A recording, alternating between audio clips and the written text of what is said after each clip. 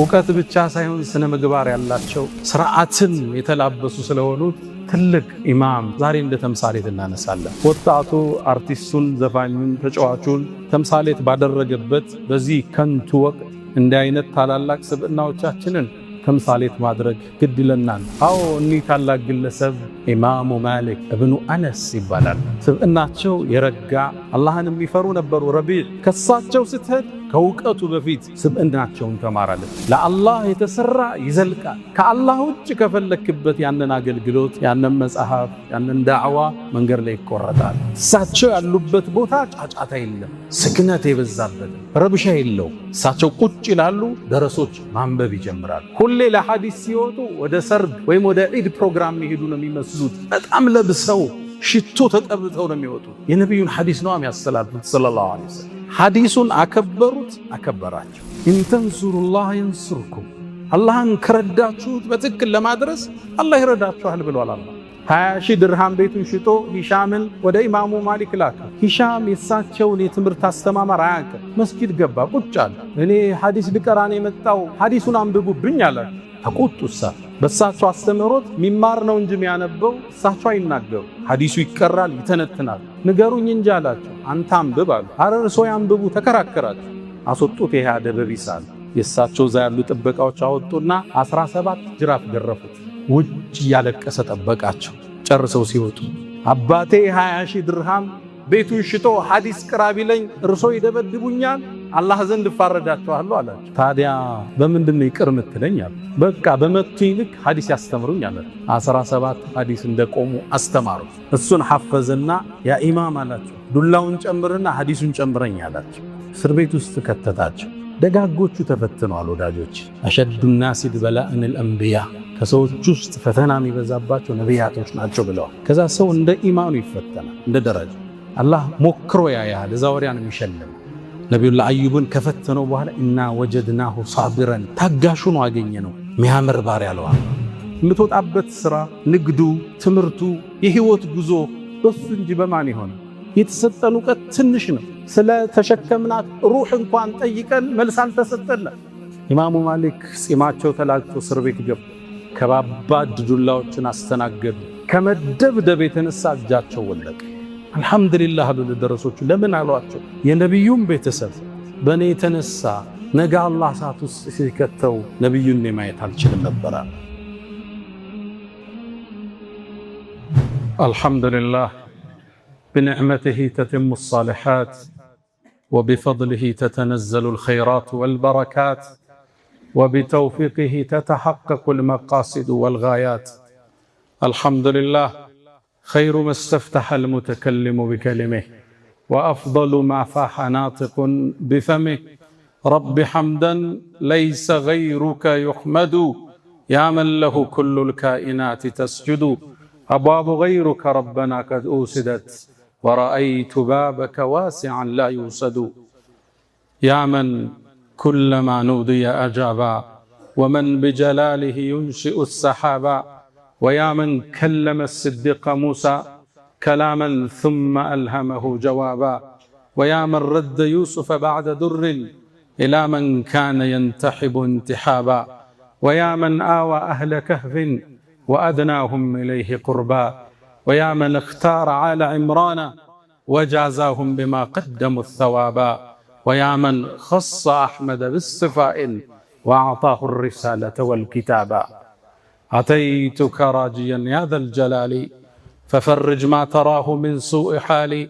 عصيتك ربي ويلي بجهلي وعيب الذنب لم يخطر ببالي. لعمرك ليت أمي لم تلدني ولم أغضبك في ظلم الليالي. فها أنا عبدك العاصي فقير إلى رحماك فاقبل لسؤالي. أشهد أن لا إله إلا الله ولي الصالحين وحده لا شريك له له الملك وله الحمد وهو على كل شيء قدير. عز وارتفع على العرش استوى له ما في السماوات وما في الأرض وما بينهما وما تحت الثرى. وإن تجهر بالقول فإنه يعلم السر وأخفى. وأشهد أن سيدنا وإمامنا وقرة أعيننا محمدًا عبد الله ورسوله وخيرته من خلقه وأمينه على وحيه، بلغ من الله رسالاته ونصح له في برياته، فصلى الله وسلم وبارك عليه ما تعقب الليل والنهار، فصلى الله وسلم وبارك عليه ما ذكره الذاكرون الأبرار. فنسأل الله تعالى أن يجعلنا من خالص أمته وأن يحشرنا يوم القيامة في زمرته. يا رسول الله، أتى النبيون بالآيات فانصرمت، وجئتنا بكتاب غير منصرم، آياته كلما طال المدى جدد، يزينهن جلال العتق والقدم. أخوك عيسى دعا ميتا فقام له، أنت أحييت الأجيال من الرمم. أسرى بك الله ليلا إذ ملائكه والرسل في مسجد الأقصى على قدمي، لما حضرت بهم التفوا بسيدهم كالشهب بالبدر أو كالجند بالعلم. صلى وراءك كل ذي خبر، ومن يفوز بحبيب الله يأتمم. جبت السماوات أو ما فوقهن دجا على منورة درية اللجوم، ركوبة لك من عز ومن شرف، لا في الجياد ولا في أينق الرسم. مشيئة الخالق الباري وصنعته وقدرة الله فوق الشك والتهم، حتى بلغت السماء لا يطار لها على جناح ولا يسعى على قدم. صلوا على خير البرية تغنم، عشرا يصليها الملك الأعظم، من زادها ربي يفرج همه، والذنب يعفى والنفوس منعم. بأبي أنت وأمي يا خير الورى، فصلاة ربي والسلام معطرا. يا معشر المؤمنين، أوصي نفسي الخاطئة وإياكم بتقوى الله. ولقد قال تعالى: ولقد وصينا الذين أوتوا الكتاب من قبلكم وإياكم أن اتقوا الله. يا أيها الذين آمنوا اتقوا الله وقولوا قولا سديدا، يصلح لكم أعمالكم ويغفر لكم ذنوبكم، ومن يطع الله ورسوله فقد فاز فوزا عظيما. يا أيها الذين آمنوا اتقوا الله حق تقاته ولا تموتن إلا وأنتم مسلمون. معاشر السادة، زاري الله سبحانه وتعالى رداتك هنا مدرات اللي بك بلو እስካሁን ድረስ አሻራቸው እኛ ዘንድ ስለሚያስተጋባው ትልቅ ስብዕና እናወሳለን። የዛሬ 1300 ዓመት ገደማ የጻፉት መጽሐፍ ትውልድ ተቀባብሎት እኛ ዘንድ አሁን ድረስ የማጣቀሻ ምንጭ ስለጻፉት ታላቅ ኢማም እናወሳለን። እኒህ ታላቅ ግለሰብ ለነብዩ አለይሂ ሰላቱ ወሰላም የተለየ ክብር ያላቸው፣ ለሐዲሳቸው ትልቅ ቦታ የሚሰጡ፣ ለአጸደገላቸው ላልረፈበት መዲነቱል ሙነወራ የተለየ ፍርሃትና ክብር የሚቸሩ የአላህ ውድ ባሪያ ነበሩ። ነብዩ አለይሂ ሰላቱ ወሰላም ከማ عند الترمذي واحمد وغيرهما በዘገባ ላይ እንደተላለፈው ስለሳቸው ተንብየው የተናገሩት ንግግር አለ። አሁን ለወደፊት ሰዎቹ ዕውቀትን ፍለጋ ሀገራትን አቆራርጠው ግመል እየጋለቡ ወደ መዲና ይተማሉ፣ ከመዲናው ሰው የበለጠ አዋቂና ያገኙም ይላሉ።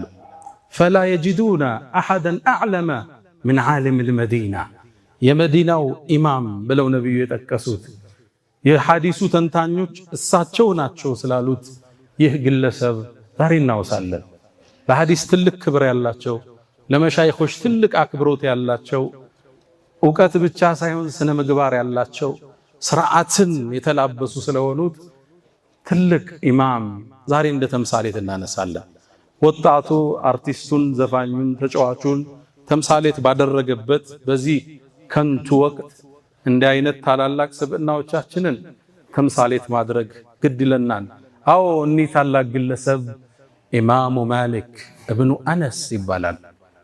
በእስልምና ታሪክ ከምናውቃቸው 4 መዝሃቦች ውስጥ ሁለተኛውን ያደራጁ ታላቅ ስብዕና ናቸው። ባለፈው ኢማሙ አቡ ሐኒፋን አንስተናል። ከዛ በኋላ የሚጠቀሰው ሁለተኛው መዝሃብ የኢማሙ ማሊክ መዝሃብ መስራች እሳቸው ናቸው። ማሊኪያ ምንለው እሳቸውም የታላቁ ኢማም ምናልባት ለወደፊት ምናነሳቸውን የኢማሙ ሻፊዒን ኮትኩተው ለትውልድ ያበቁ ታላቅ ባለውለታችን ናቸው። ኢማሙ ማሊክ የተወለዱት መዲና ላይ ነው። በ93 ሂጅሪያ ላይ ነብዩ አለይሂ ሰላቱ ወሰላም ከተሰደዱ 93 ዓመት በኋላ መዲና ላይ የተወለዱ ታላቅ ሰው ነበሩ። የሚገርመው በዛን ወቅት የነብዩ ኻዲም የሚባሉት አነስ ኢብኑ ማሊክ ምድርን የተሻገሩበት ወቅት ነበር። የተሻገሩት አነስ ኢብኑ ማሊክ ሲባሉ የተወለዱት ደግሞ ማሊክ ኢብኑ አነስ ይባላል። ምናልባት አላህ የሁለቱ ስብዕናዎችን ተዛምዶ ሊጠቁመን ይሆን? ኢማሙ ማሊክ በልጅነታቸው የተወለዱበት ቤት እጅግ በጣም የሀብታም ቤት ነበር። ወላጆቻቸው ትልቅ ሀብት ነበራቸው። ያ ሀብት ግን እንዲሟሙ እንዲቀልጡ ስብዕናቸው እንዲጨቀይ ያላደረገው ያ ቤተሰብ እሳቸውን ይዞ ለቁም ነገር መራቸው። ይህ ንግድ ውስጥ ላለን ሀብት ውስጥ ላለን ሰዎች ትልቅ አስተምህሮት ነው። ያና ሀብት ትውልድ የምናወጣበት እንጂ የምንቀብርበት ስላልሆነ ኢማሙ ማሊክ ገና በለጋ ልጅነታቸው ወደ እናታቸው ሄዱ። ሐዲስን መማር እፈልጋለሁ አሏት። እናቴም ይላሉ እሳቸው ሲናገሩ ሐዲስ የሚማሩ የደረሶችን አለባበስ ካፖርት አልብሳ ከላይ ላይ ጠምጥማ እማልሸከመውን ልብስ አልብሳ ላከችኝ ይላሉ። መስጂድም ገብተው እንዲቀሩ ላከቻቸው። ሲሄዱ ግን አንድ ወስያ ሰጠቻቸው። ይሄ ወስያ ለኛ በጣም ያስፈልገን ነበር። ያ ማሊክ አለች ወደ ረቢዕ ስትሄድ ታላቁ ኢማም ሄደ ስትማር ተዓለም አደበሁ ቀብለ ዒልሚሂ ከእውቀቱ በፊት ከሱ ስብዕናውን ስርዓቱን አደቡን እሱን ውሰዳለች። ምነው ረቢዕ በዛን ዘመን የታወቀ ስብዕና ነበራቸው። ብዙዎቻችን እናወራለን አንኖረው። የዲን ሰው የምትለው አንዳንድ የምትፈራው ሰው ሁሉ ሊሆን ይችላል። ፈገግታ የተነፈገ ዲንን ሲያስተላልፍ በመሳደብ ሌሎችን ካላንጓጠጠ ቢድአን ሽርክን ያላወገዘ የሚመስለው ትውልድ ተፈጥሯል። ስብዕናቸው የረጋ አላህን የሚፈሩ ነበሩ። ረቢዕ ከሳቸው ስትሄድ ከእውቀቱ በፊት ስብዕናቸውን ተማራለች። በእርግጥም ኢማሙ ማሊክ የዛን ጊዜው ብላቴና ማሊክ ከሳቸው ዕውቀትን ወሰደ። ከሳቸውም ብቻ አይደለም ወደ ኢማም ዙህሪ ሄደ። ሸሃብዲን ዙህሪ እሳቸውም ጋር ቤታቸው አንድ ሄዱ። አንኳኳ። ባለቤታቸው ወጣች። ማን ነው? አይ አንድ ወጣት ነው። ግባ አሉት። ለምን መጣ? እርቦ ነው እንዴ ብላ አሉት። የሀብታም ልጅ ነው። አረ ምግብ አላሰኘኝም የምግብም ችግር የለብኝም አላቸው። ታዲያ ምን ፈለግ? ሐዲስ አስተምሩኝ አላቸው። ቁጭ አሉና 40 ሐዲስ አስተምርሃለሁ ጻፍ፣ እሱን ካወቀው ሐፊዝና አሉት። የሐዲስ ኤክስፐርት ነህ አሉት። ዋና ዋና ሐዲስ አስተማራቸው። ከዛም ሊሰናበቱት መስሎ ሊሸኙት ሲሉ ጨምረኝ አላቸው። መጀመሪያ ይሄን ሕፈዝ አሉት። አይ ይሄንማ ሐፍዤዋለሁ አሉ። ኢማም ዙህሪ በዚህ ፍጥነት እንደማይታፈዝ ያውቃሉ። እጁ ላይ ያለውን ተቀበሉትና በል እስኪ ልስማ አሉት። አንድም ቃል አላስቀረ። ያኔ ምን አሉት? አንተ የእውቀት ካዝና ነህ አንተ አሉት። በልጅነቱ ዕውቀቱ የገዘፈ ስብዕናው የመጠቀ ነበር ኢማሙ ማሊክ። ገና 20 ዓመት አካባቢ ሳይሞላቸው 270 የሚሆኑ የእሳቸው መሻይኾች ለማስተማር ብቁ ነህ አሏቸው። ገና በልጅነታቸው መዲና ላይ ቁጭ ብለው ዕውቀትን መርጨት ጀመሩ። እሳቸውም ያህል ዓሊም ጠፋ። ኢማሙ ሻፊዒ ይላሉ ኢዛ ذكر العلماء ዓሊሞች እኮ ከተወሱ ፈማሊኩን ነጅም ይላሉ። ኮከባቸው ማሊክ ነው ይሉ ነበር። ዕውቀት ማን ይድረስባቸው?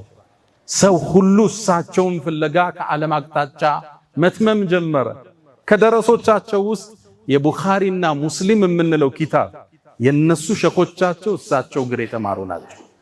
ኢማሙ ሻፊዒ ኢማሙ አሕመድን ያወጡ ናቸው። ሻፊዒ የተማሩት ኢማሙ ማሊክ ጋር ነበር።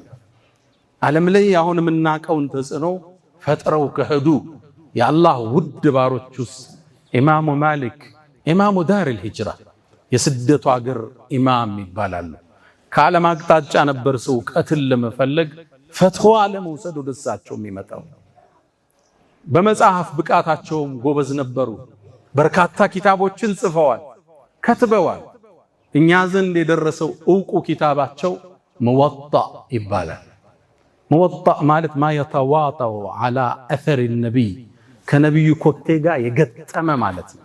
ሰሒህ ሐዲሶችን ብቻ እውነተኞችን የሰበሰቡበት ትልቅ መዝገብ ነበር።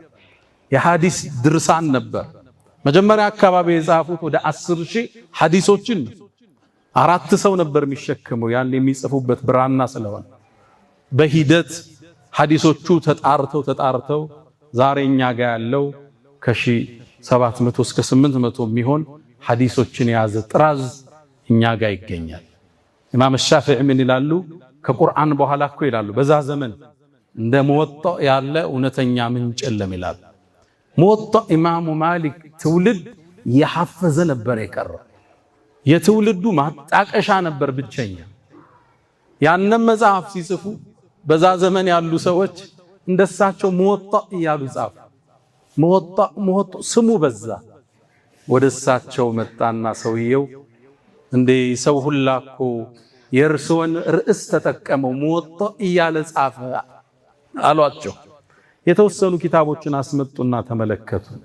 ከዛም አንድ ቃል ተናገሩ። ማካነ ሊላህ ዳመ ወተሰል አሉ። ለአላህ ብሎ የተሰራው ከኛ መሃል ይዘልቃል አሉ ኢማሙ ማሊክ። ከዓመታት በኋላ እነዛ ሁላ ኪታቦች ደርቀው የሳቸው ኪታብ ወደ ትውልድ ተላለፈ።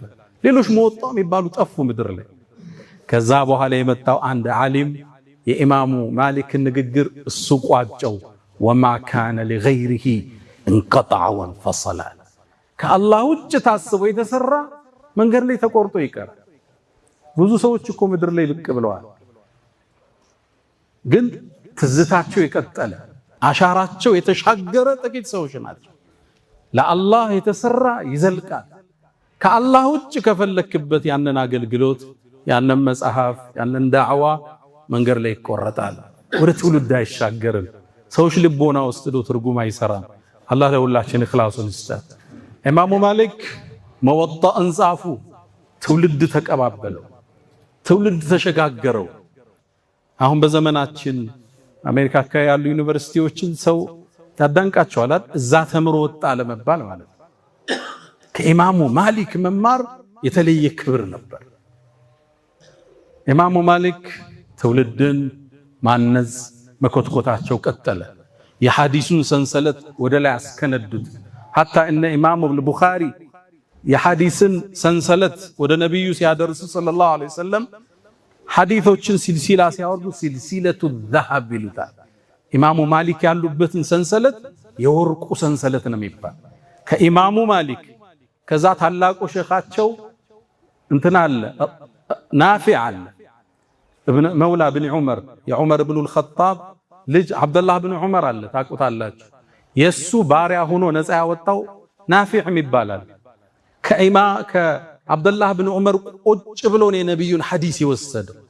ስለዚህ የሐዲሱ ሰንሰለት አን ማሊክ ወአን ናፊዕ ወአን አብድላህ ብን ዑመር ወአን ረሱልላህ ሰለላሁ ዐለይሂ ወሰለም ይሄ ሰንሰለት የወርቅ ሰንሰለት ነው የሚባለው።